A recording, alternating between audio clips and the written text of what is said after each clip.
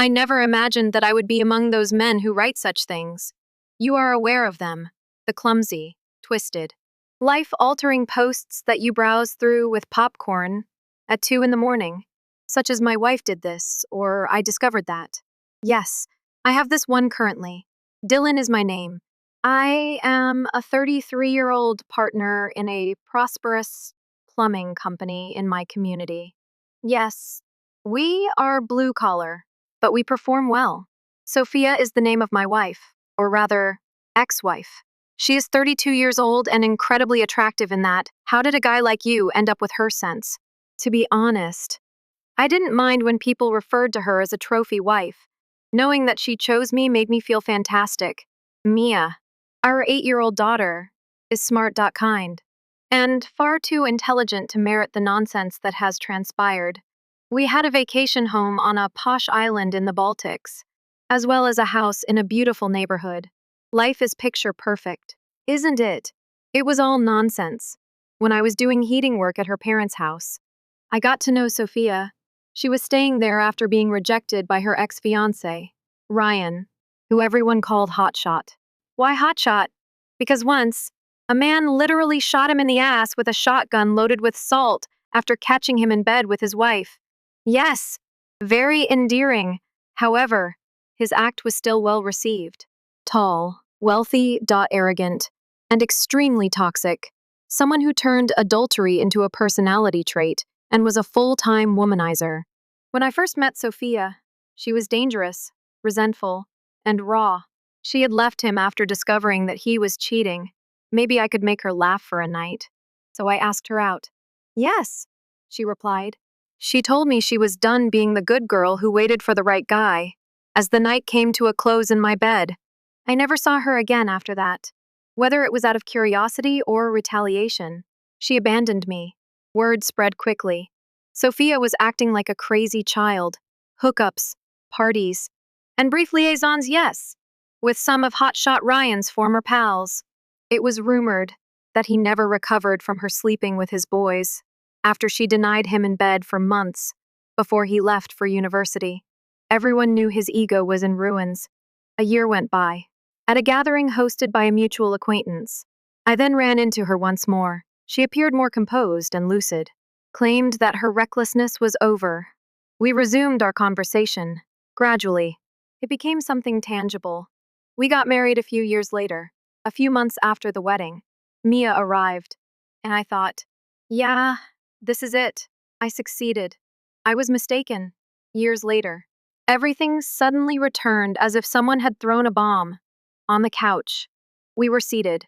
I was watching a weather program on a typical Wednesday night when she abruptly turned to face me with a serious expression. I hadn't seen in a while. I have something to tell you, Dylan, she said, already tense. I glanced at her. All right, go ahead. She hesitated before saying, it's something from before you and I met. Remember Ryan? Hotshot, I remembered, of course. The man who was shot in the ass for assaulting a woman. Yes, it's difficult to forget. Slowly, she nodded. Although he has been residing in England, he returned for a friend's wedding. He met Gabriella there, and the two of us became friends. After they struck up a conversation and he learned she knew me, he inquired about me. In the end, she gave him my phone number. I felt the hair on my neck stand on end. Did he give you a call? Yes, she responded softly. We have spoken. Just thinking back, around. In the past. I gazed at her. How long was your relationship? 3 months. He betrayed you. What is there to remember? She refused to look into my eyes. We once dreamed. All I wanted to do was think of them. That's all. Stop the nonsense. What is his true desire? He invited me to go with him to Ischia, she replied, casting a downward glance, like a vehicle that struck. Ischia. Rich people's playground at an Italian resort. 5-star luxury. His wife isn't arriving. Am I right? She blurted out. She's afraid of flying, but she has faith in him. She doesn't mind if he runs into an old pal. What I was hearing was unbelievable. You're telling me that you and your ex are heading to a posh resort. The one who, out of contempt for me, promised to sleep with you one day. She tried to maintain her composure as she said, it's just a vacation. There won't be anything. I haven't given him any promises. Bullshit, I yelled. Do you believe he asked you to talk over room service at an upscale island resort? Get up. With an almost irritated tone, she remarked, it's a once-in-a-lifetime opportunity. We would never be able to afford this. I got to my feet, trembling. You still have feelings for him? No! Dylan! You are loved. The only person I have ever loved is you, I sneered. So why are you preparing to travel to paradise for a week with a man who has made it his goal to defraud you in retaliation? She broke down in tears. You don't believe me. That is painful. I gave her a chilly look. Get your phone out. Call off the trip. She shuddered. I can't. I knew then and there. My marriage had ended. I turned to leave. I poured some whiskey for myself and let the quiet do the talking. For the remainder of the evening, we didn't speak. She appeared bright and chirpy the following morning, as if nothing had happened. Do you still believe that you are married to a slut? She murmured, leaning over, dead in the eyes. I gazed at her. Did you call off the vacation? No. Then, sure. Yes, I do. Who cares what you think? She snapped. I made a choice at work. I contacted Clara, a single mother who left her cheating husband 5 months ago and lives a few doors down. Our daughters are best friends. Would you like to accompany Mia and me to Euro Disney? All costs have been covered. What's the catch? Suspicious, she inquired. I said, there's no catch. I just want someone I can trust on this trip. How about Sophia? I've already filed for divorce, I replied bluntly. And she's too busy organizing a trip with her ex. Clara fell silent. Then she said, all right, let's leave. We got together that evening to arrange the excursion. To my astonishment, she recommended that we reserve a family room so that the girls could remain together. No inquiries. Have no expectations. Just two single parents attempting to provide a positive week for their children. Sophia hardly acknowledged my existence at home. She was so excited about Ischia that she was glued to her phone. I discovered the itinerary flight information, hotel details, and emails with Ryan one day when I was cleaning her car. As if she wanted me to be aware. As if she believed that there was nothing I could do. She was mistaken. I had decided to stop fighting. I intended to terminate it. I didn't plead. I didn't beg. To preserve a marriage that was already drowning. In deception. I didn't make a last-ditch effort. With a spring in her step, she departed that morning. Her suitcase rolling behind her, as if she were going on a fucking honeymoon. She gave Mia a quick kiss on the forehead, gave me a look that was half remorseful and half arrogant, and left. I didn't bid them farewell. It seemed to her that she had achieved the ultimate trick, that I would pout while she drank champagne in a bikini and was lavished with luxury at a 5-star hotel with a man who had once threatened to destroy her marriage. She was unaware that I had already started the rest of the process when her plane landed. I called as soon as I had confirmation that she and Ryan had reached Naples and were on the boat to Ischia. To Ryan's spouse. Yes, he was now married. To Abigail, a British woman. I was fortunate that Sophia had mentioned their town when she was boasting about how cool and open-minded she was. It took very little time. If you know where to look, you can easily locate people with unusual last names and affluent parents. After a brief glance at a few social media posts, and a call to Sophia's mutual acquaintance, Nancy, a landline was discovered. With trembling hands and a calm heart, I called the phone. Abigail replied, Mrs. Grant. I asked in a courteous but icy tone, yes, it may sound odd, but your husband and my wife are now on vacation. In Ischia, quiet. Then, pardon me. I handed the dates to her, the emails, the name of the hotel, told her what Sophia had consented to. Knowing full well what Ryan had promised years before, she didn't yell. She refrained from crying. He's gone too far this time, she simply replied before hanging up. It was finished. I had struck the match. After that, I took a seat and composed a letter to Sophia. It's not a furious text, not a tirade on voicemail, a letter, actual, ink and paper, as if it merited the weight of a final decision. Sophia Ryan, your new and former boyfriend, is dishonest. The woman he said was okay with it, yes. His wife just learned of your trip. They never told her. She didn't trust him to break up with a former romantic partner. She's actually flying to Ischia right now. You did what you wanted to do, therefore. You blindly believed whatever he said. He was your choice. This is what you selected. Copies of the divorce documents are enclosed. Today, I filed. You don't have to act like you care about me or us going forward. You may do whatever you want. However, don't act as if there is some terrible miscommunication here. You let a man who made it his goal to make fun of me board that plane with you. I'm finished. Dylan, I sent the divorce papers and the letter directly to the hotel via fax. While she was enjoying a glass of wine with her former partner, let her open that envelope. Allow her to experience what it's like to be unexpectedly caught off guard. Then, I switched off my phone. I listened to the silence for hours. I went to the park with Mia for the day. I got some ice cream, watched a film. I intended to maintain it that way for as long as possible, and she was unaware that her parents were blowing up behind the scenes. I switched my phone back on that evening. Voicemails, missed phone calls, dozens of texts. Sophia was going downhill. Sophia, please give me a call. There is a misunderstanding. Sophia, it didn't happen. I promise. Sophia, tomorrow I will return home. Let's have a conversation, please. I replied with a single message. Me, you didn't just happen to find yourself in that hotel room. You deliberately went there. You can now accept it. For a few days, Mia and I will be away. Avoid waiting up. She didn't send the subsequent text. Abigail was the source of it. Abigail, I just wanted to let you know that I've made it to Naples.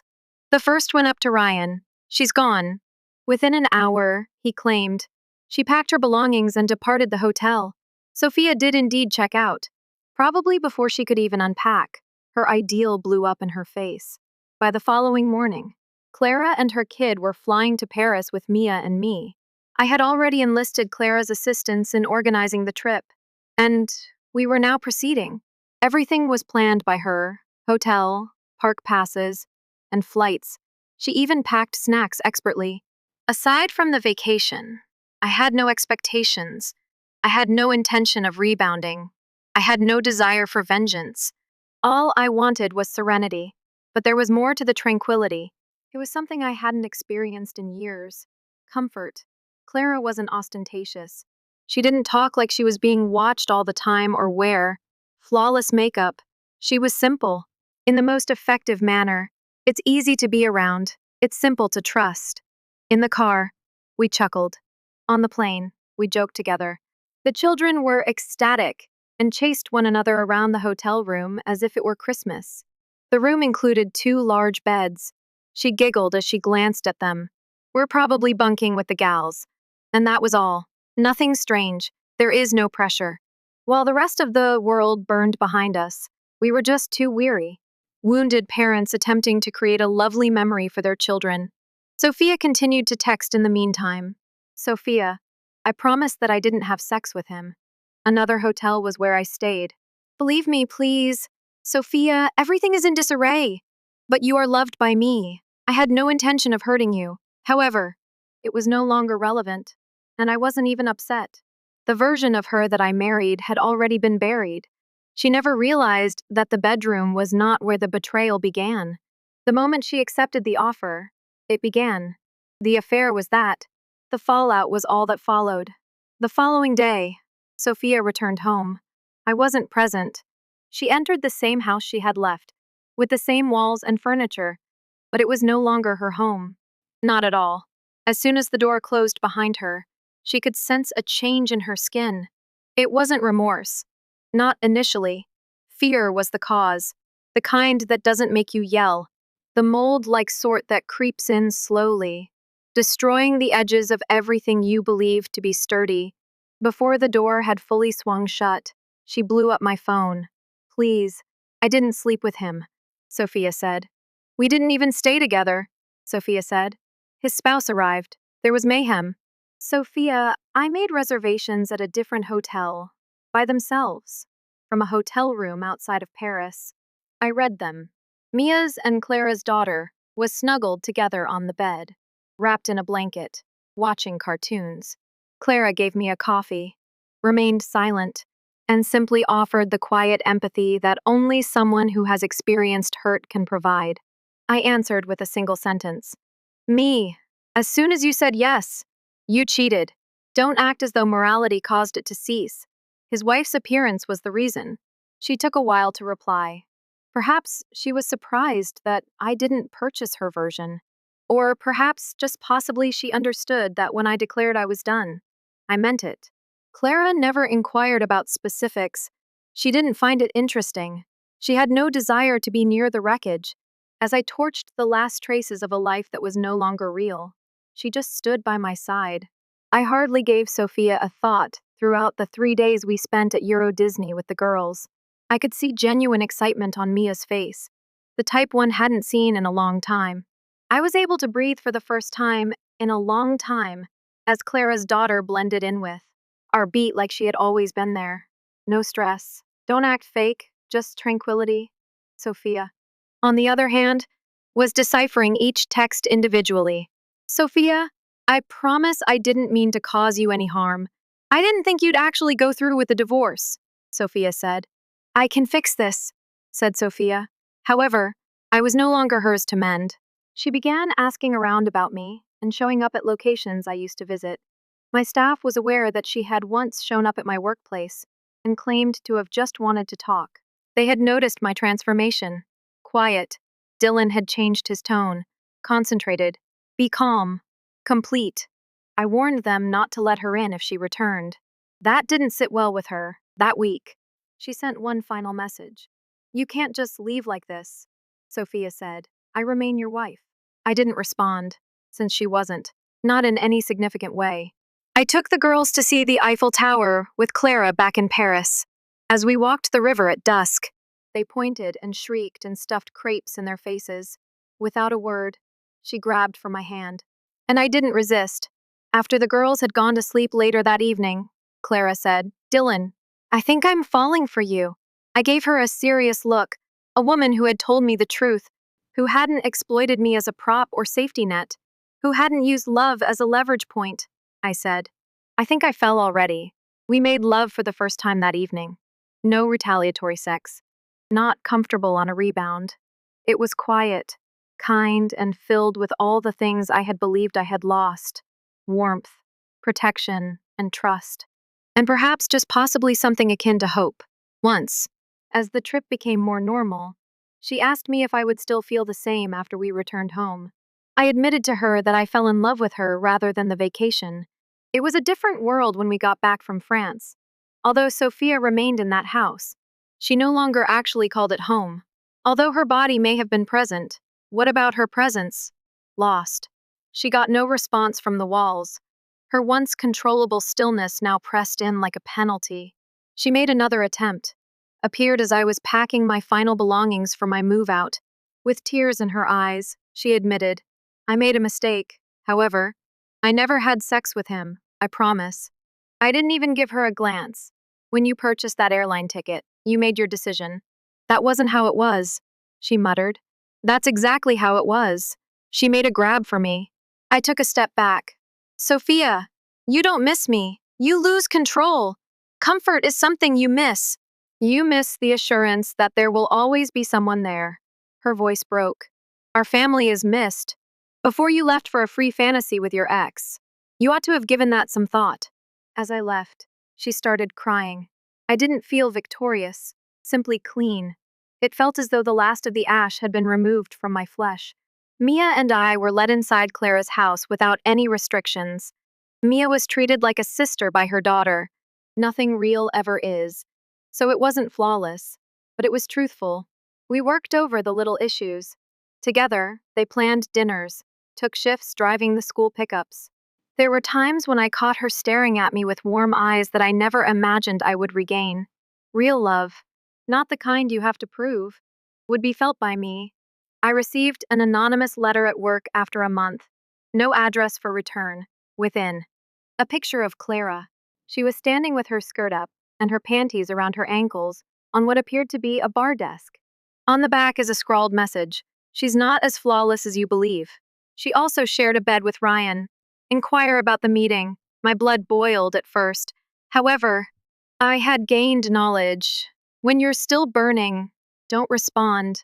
I waited, brought the letter home, displayed Clara. She gazed for a while at it. Then he chuckled. That. She pulled out an old photo album and remarked, "That's from a Christmas party."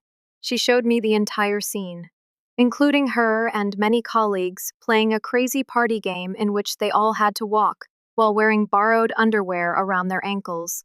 It was absurd. Not hurt, time-stamped, outdated, and very obvious. Clara claimed that while she was completely inebriated at a high school party, Ryan had constantly boasted about something that had happened between them. She didn't recall it. However, she never believed anything he told her. Someone was attempting to stir things up now. I didn't fall for it. We offered a reward to the person who altered the picture. Nothing ever came of it, however. After that, the messages ceased, and our connection only grew more powerful. Sophia avoided crashing, not immediately. Yes, she did cry. She prayed, begged, and said the things she believed could turn back time. However, after that, dusting herself off, she wiped her eyes and turned, as she always did, on the surface, anyway. With a new hairdo and phrases like healing and sometimes closed doors lead to better ones. She resumed posting selfies, new clothes, fresh vigor for pretending. But what's behind it all? She was going to drown. At first, she made a lot of calls. I didn't respond. After that, she began composing emails, lengthy, sentimental ones. I read some of them. One stayed with me. Dylan. I had no idea how far gone I had become. I assumed you would be there forever. It wasn't until it was too late that I took you seriously. It's funny how people only come clean when they have nothing left to lose. I didn't answer. Nothing else needed to be said. When she lighted the match the day she declared, I can't cancel the trip. She had ruined everything. I had lost my anger. Just finished. Peace like that is calm. Doesn't make an announcement.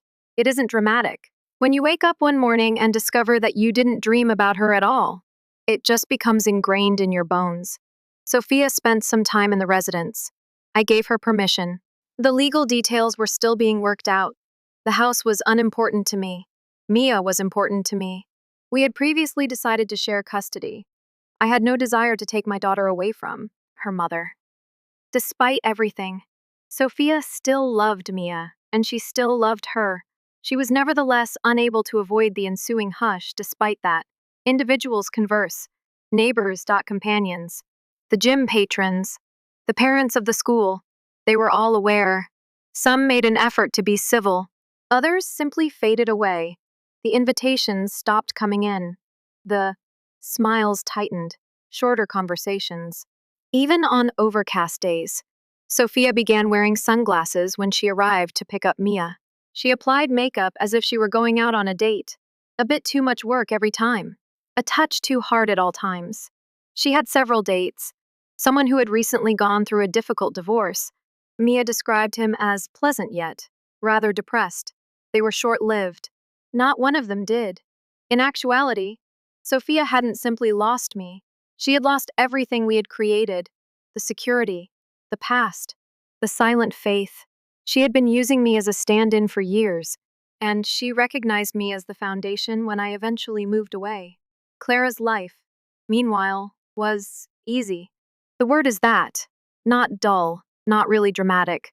Simply put, together, we prepared meals, went to school with the girls, wore sweatpants and watched idiotic sitcoms. On the weekends, we would travel to nowhere and just speak, laugh, and play loud music while keeping the windows down. It wasn't flawless. We got into genuine fights about routines, dishes, and parenting methods. The difference, though, was that we discussed them. No games, no weapons of guilt, just the facts and affection. That constant, unwavering affection that says, I'm still here, every morning. The summer cottage was sold. I didn't object when Sophia's parents helped her buy out my half of our main house. She required security. When Mia was there, she required her own space. And me. All I needed was some distance. Clara and I moved in together. It was quick, really. We were aware of that. We discussed it. However, there are instances when you simply know. Furthermore, we were not strangers. We lived next door. Parents without children, survivors of those who were ignorant of the concept of allegiance. After the children had gone to bed, Clara and I were sitting on the couch a few months later. Just wine and gentle music between us. No TV. What do you want from all this? Dylan, she asked, glancing at me. In the long run, I had no hesitation at all. You, she grinned. Then let's construct something tangible, together. We began making plans for the future, a house, a wedding, even discussed having a child, which I never would have imagined wanting again after the chaos Sophia left behind. However, Clara gave the concept a sense of safety. Warm, conceivable. She restored my faith in new beginnings. Clara put her head on my shoulder and muttered, I think our girls will make amazing big sisters, as she looked over our trip pictures one evening. That was it. I realized then that I was entire again, not simply recovering. We made an effort. We took our time. We simply let the possibility in by opening the door. What about Mia? She was doing well. She had a bonus sister who loved her, 2 parents who loved her, and 2 bedrooms. Mia's and Clara's daughter were now closest friends and virtually sisters, and they couldn't be apart. During supper one evening, Mia inquired, Will you and Clara's marriage make us a true family? I grinned as I glanced at her. My dear, we already are, on a Wednesday. The first received the message. This time, no text, no call, a letter, written by hand, like something holy. It was folded neatly into an envelope with my name on the front. It had the scent of her perfume. Before everything changed, I used to breathe in the same aroma of citrus and vanilla off her pillow every night. I took a while to open it. I looked at it for a while, kept it.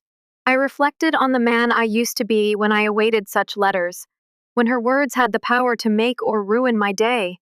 This man was no longer residing here. However, I waited 15 minutes, only 10. I poured a whiskey, opened it, and sat on the porch as the sun sank below the trees. Dylan, I am aware that you don't want to hear from me at all. However, I had to write this. No more text messages. Don't beg anymore. Just the facts. Everything was damaged by me. I destroyed you, not just the house, not just the marriage. I assumed you were loyal to me. Your generosity was like a leash to me. I thought I was more important than you were, therefore. I never imagined you would leave. Before I witnessed you leave me without saying a single word, I had no idea what true love was. Ryan was a dream, a falsehood. You were authentic. I am aware that it cannot be reversed. I am aware that I lost you. I wanted to say it aloud, though. You treated me well, better than I was due. And now, I pray that someone else is seeing that. Dylan, you didn't let me down. I let you down, Sophia. I drained my whiskey. The letter was folded, didn't weep. I wasn't broken by it. It felt like closure. If anything, her voice had been haunting me like a ghost for years. However, the last echo was this one. The one that ultimately, completely, allowed me to move on. After a few minutes, Clara emerged. She simply nodded when she saw the envelope in my hand. She made contact. Yes, she's sorry. She did. Are you all right? Yes, I am. All we needed was that. That evening, the girls joined us for dinner. For a while, I let the world be little and laughed at poor knock-knock jokes. Clara never made an effort to match Sophia's recall. She simply stood next to it until it was small enough for her to cross. We received the results a week later. Clara was expecting a child. We didn't announce anything significant. No fireworks, no balloons. With my hand in one and the test in the other, it was only the 4 of us seated on the couch. We gently informed the girls. Mia shed joyful tears, declaring her impending big sisterhood. Clara's daughter danced around the living room. And me. I simply grinned. I didn't feel afraid, not out of affection, not of beginning anew, not in the future.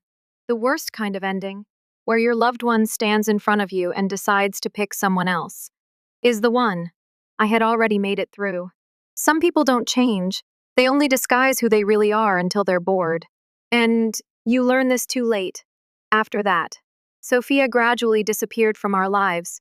We only discussed Mia, holidays, school meetings, and drop offs. After a while, she found another guy, someone more subdued. All I needed to know was that he was kind. According to Mia, we behaved civilly, not pals, only the past. And it was sufficient. A year later, Clara and I were married. The wedding took place in a modest garden. Only family, close friends, and two young girls wearing flower crowns who couldn't stop laughing long enough for a good picture. In a white dress, Clara exuded tranquility. I gave her a kiss while focusing only on the sensation of her hands on my face. She took my brokenness and turned it into a home. And I opened up to her every aspect of who I had been keeping hidden from the world. Although it's not flawless, the life we're creating is sincere. The sort of debates that end in understanding rather than silence.